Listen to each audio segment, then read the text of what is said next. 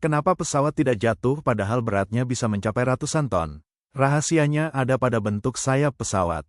Saat pesawat melaju dengan kecepatan tinggi, udara mengalir lebih cepat di atas sayap daripada di bawahnya. Perbedaan tekanan udara ini menghasilkan gaya angkat yang mampu mengangkat pesawat ke udara. Mesin pesawat juga terus menghasilkan dorongan agar kecepatannya tetap cukup untuk mempertahankan gaya angkat tersebut. Selain itu, pilot dan komputer pesawat terus memantau kecepatan, arah angin, dan keseimbangan pesawat selama penerbangan.